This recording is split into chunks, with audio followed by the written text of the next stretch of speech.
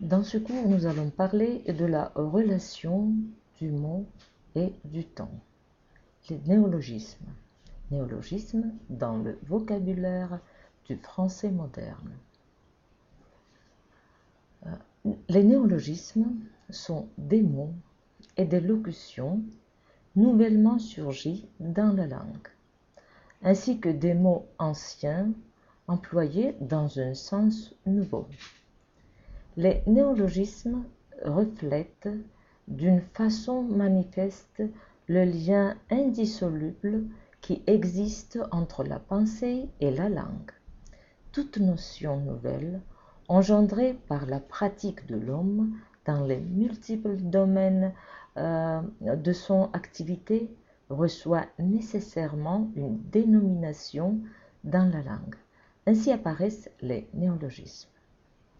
Les néologismes sont non seulement des créations indigènes, des vocables formés par les moyens internes de la langue même, mais aussi des emprunts faits à d'autres idiomes.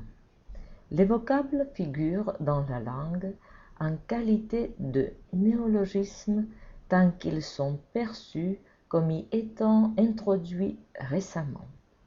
Peu à peu, avec le temps, ils se confondent avec les vocables les plus anciens et finissent par ne plus s'en distinguer et perdent ainsi leur valeur de néologisme.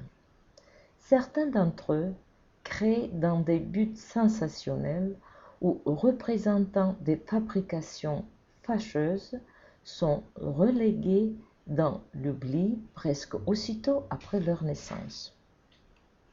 Il est fort difficile et le plus souvent impossible d'établir exactement la date de l'apparition du néologisme, car l'enrichissement graduel de la langue est le résultat des efforts réunis du peuple en entier.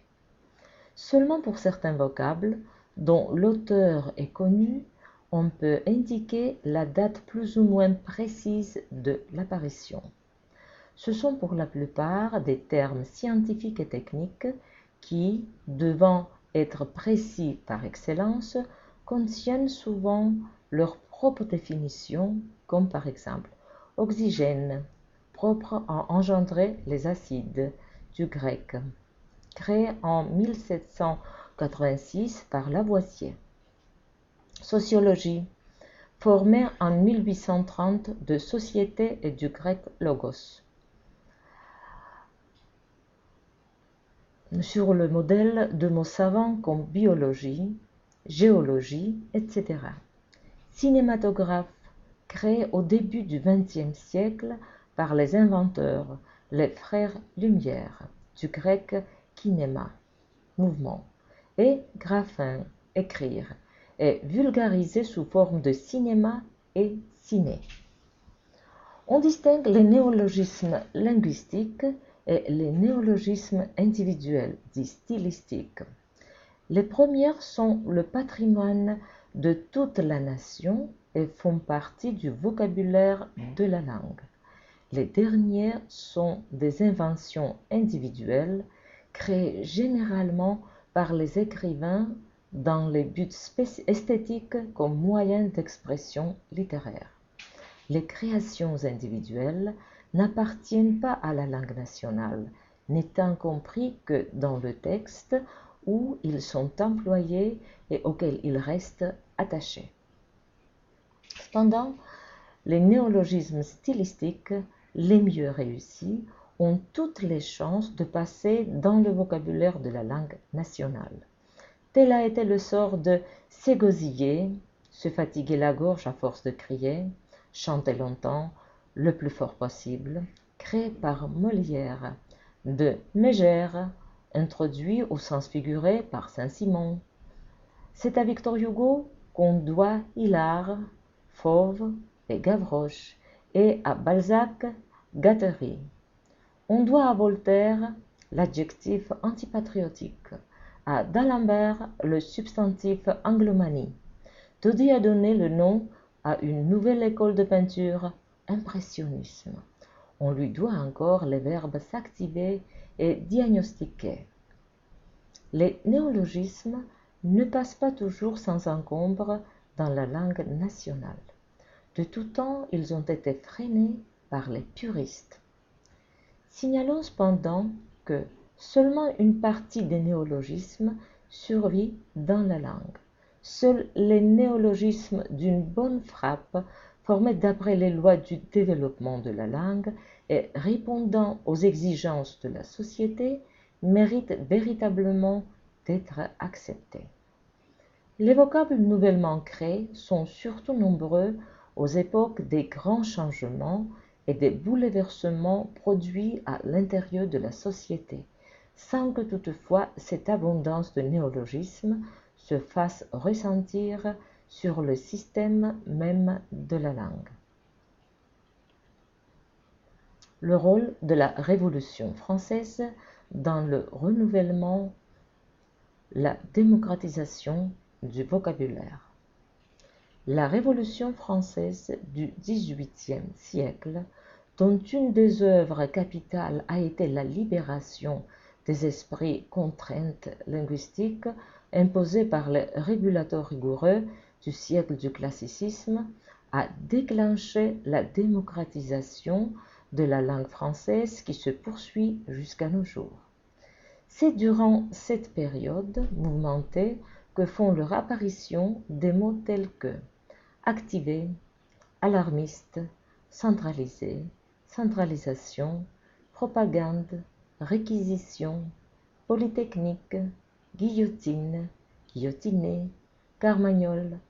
À côté de révolutionnaires sont créés contre-révolutionnaires, ultra-révolutionnaires. Certains mots s'approprient un sens nouveau.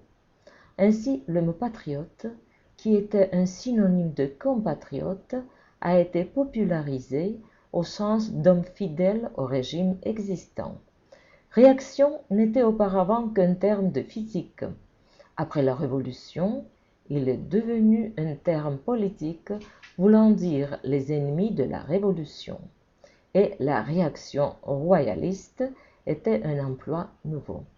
De réaction, on a formé réactionnaire, qui a éliminé réacteur de la même époque. En jetant bas l'ancien régime féodal, la Révolution a donné le coup de fouet au développement du capitalisme en France, événement majeur qui s'est répercuté dans tous les domaines et en conséquence dans la langue. Donc la Révolution, ce grand événement historique, a déterminé dans une large mesure l'évolution ultérieure du français. Le XIXe siècle a vu la création et la vulgarisation de nombreux néologismes reflétant les acquisitions techniques et scientifiques. Les plus représentatifs sont les termes de transport modernisés, dont, entre autres, chemin de fer, locomotive, bateau à vapeur, transatlantique, automobile, automobiliste, aéroplane, avion, aviation, aviateur.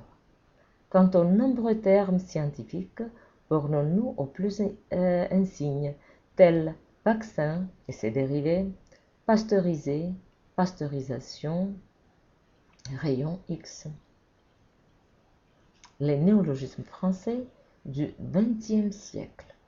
Parmi les grands événements politiques de ce siècle qui ont donné naissance à de nombreux néologismes, il faut nommer la crise économique des années 30 en France, la Deuxième Guerre mondiale et le mouvement populaire pour la paix et la démocratie qui s'est déroulé dans la période d'après-guerre. Dans les années 30, pendant la crise économique et politique, des vocables nouveaux apparaissent en liaison avec le renforcement de la lutte des classes et l'accroissement du mouvement gréviste. C'est alors qu'on voit entrer dans l'usage sans travail, plus expressif que chômeur. Les licenciements massifs des ouvriers ont donné naissance au verbe locuter, formé de lock-out, emprunt fait à l'anglais déjà vers la fin du XIXe siècle, et à son participe passé substantivé, locauté. Le mépris que le peuple nourrissait à l'égard de la police, gardienne du pouvoir réactionnaire, est parfaitement rendu par le néologisme flicaille, tiré de flic, agent de police. La lutte opiniâtre de la partie la plus démunie du peuple français pour leurs droits a provoqué l'apparition des mots et des expressions tels que gréviste, grève générale, comité de grève, grève de protestation, grève revendicative, grève perlée, briseur de grève avec ses synonymes un jaune, un renard, grève sur le tas, contrat collectif et son synonyme convention collective, allocation de chômage, faire la chaîne, s'unir pour la lutte, débrayer, débrayage, qui auparavant n'étaient que des termes techniques, acquièrent un sens politique et signifient cesser le travail, la cessation du travail dans une usine. Le verbe débrayer, dans sa nouvelle acception, engendre le dérivé débrayeur. Déjà au cours des préparatifs de la Deuxième Guerre mondiale, on voit surgir des locutions et des mots nouveaux tels que surarmement, cours aux armements, défense passive. À la suite de l'instauration du régime fasciste en Italie et plus tard en Allemagne, apparaissent des mots reflétant d'une notion qui provoque la haine du peuple: fascisme, fasciste, fascisation, fascisant, nazi, nazisme, nazification. Pour désigner la guerre entre l'Allemagne et la France en 1939 à 1940, lorsque, d'après les ordres du gouvernement de trahison, les soldats français reculaient devant l'ennemi, apparaît l'expression drôle de guerre. Dans la période de l'occupation de la France par les fascistes allemands, sont créés vichysois et vichistes pour désigner les membres du gouvernement français pro-fasciste établis à Vichy. Les anciens mots collaborer, collaboration et le nouveau collaborationniste, abrégés dans l'usage courant en collabo, sont appliqués à ceux qui trahissaient la patrie en faisant le jeu des fascistes allemands. Le de gangster, emprunté au sens de bandit, à l'anglo-américain dans les années 30, sont formés gangstérisme, gangster politique, caractérisant la politique et le comportement des occupants fascistes. Le mouvement de la résistance, qui s'est emparé des larges masses populaires, a engendré toute une série de néologismes. Le mot résistance s'est enrichi d'un sens qu'il n'avait pas auparavant. Il est devenu un terme politique, signifiant action menée par les patriotes français contre l'occupation allemande en 1940-44. Le mot maquis, proprement terrain couvert de broussailles et d'arbrisseaux en Corse, a commencé à désigner des détachements de partisans français réfugiés en Corse, qui, voulant se soustraire à l'ennemi, se cachaient dans les broussailles. Plus tard, par extension, maquis a reçu le sens d'ensemble de patriotes français luttant clandestinement sous l'occupation. Son dérivé maquisard a servi à désigner celui qui a pris le maquis pendant l'occupation allemande.